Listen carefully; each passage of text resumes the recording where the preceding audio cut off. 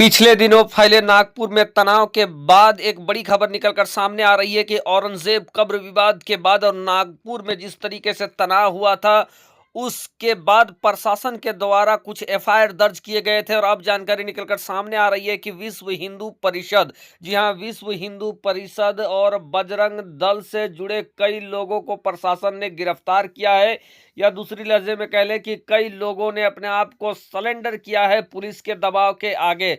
दोस्तों, क्या कुछ मामला था और कैसे देवेंद्र फडणवीस के शासन काल में नागपुर का माहौल बिगड़ा था। दोस्तों, शासन प्रशासन के हालत खराब हो गए थे संभालने में। कई मकान, दुकान, गाड़ियों को आग लगा दिया गया था। सड़कों पर पथराव की स्थिति उत्पन्न हो गई थी। लॉ एंड ऑर्डर का मामला बन गया था। कई गाड़ियों को जला दिया गया था। कई जगहों पर आगजनी हुई थी, पथराव हुआ था और उसके बाद में पूरे देश के अंदर ये खबर चल रही थी। मामला क्या था दोस्तों, सब कुछ बताने जा रहे हैं और कैसे बजरंग दल और विश्व हिंदू परिषद के लोगों को गिरफ्तार किया गया है दोस्तों, वो भी जानकारी देने जा रहे हैं, तो इस वीडियो में बने रहे दोस्तों।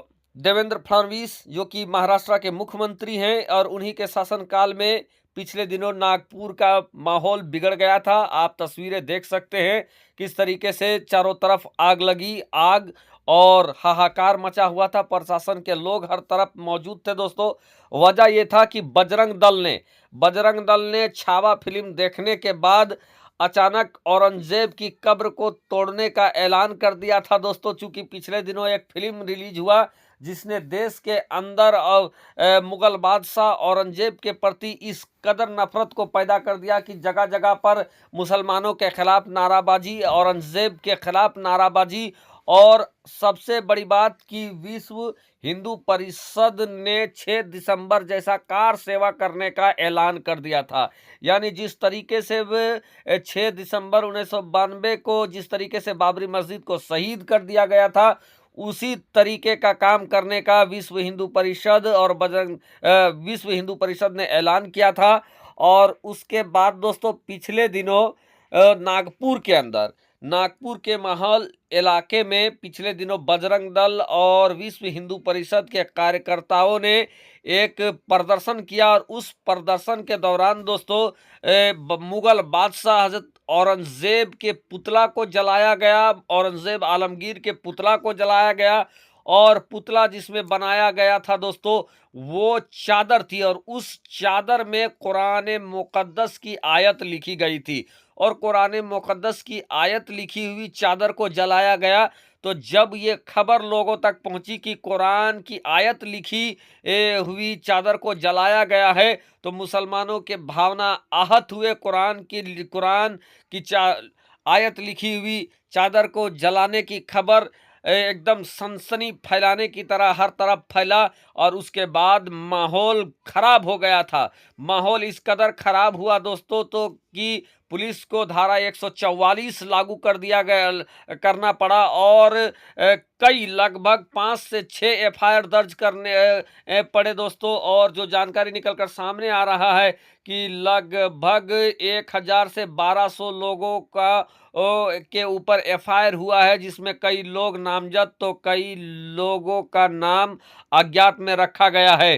पिछले दिनों दोस्तों कई मुसलमानों को गिरफ्तार किया गया था, यहां तक कि फहीम समीम खान को इस कांड का मुख्य आरोपी बनाया गया था। हालांकि लोग ये सवाल पूछ रहे हैं कि अगर सबसे पहले प्रदर्शन अगर बजरंग दल और विश्व हिंदू परिषद के लोगों ने किया, उन्होंने कुरान की आयत लिखी हुई चादर को जलाया, तो फिर फहीम खान मुख्य आरोपी कैसे हो सकते हैं। बहरके प्रशासन ने उनको मुख्य आरोपी बनाया और उनको गिरफ्तार भी किया है। लेकिन अब ये जानकारी निकलकर सामने आ रही है दोस्तों कि इसी तनाव के दौरान प्रशासन ने 5 से 6 मुकदमा दर्ज किया था और इस मुकदमा में जो बजरंग दल और विश्व हिंदू परिषद के लोग थे उनको भी नामजद किया गया था और उनके ऊपर धार्मिक भावना को आहत पहुंचाने का मामला गुनाह दाखिल किया गया था। और इसी के दौरान दोस्तों दबिश और प्रशासन के दबिश के आगे विश्व हिंदू परिषद और बजरंग दल से जुड़े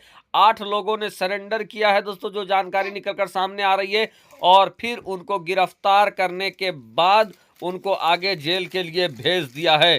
तो दोस्तों ये जानकारी निकलकर सामने आ रही है और ये पूरा मामला हजरत औरंगजेब आलमगीर के कब्र को तोड़ने से शुरू हुआ था। ऐलान था कि हम कब्र को तोड़ेंगे, कार सेवा करेंगे, लेकिन अब दोस्तों बजरंग दल और विश्व हिंदू परिषद के 8 लोग गिरफ्तार हो गए हैं।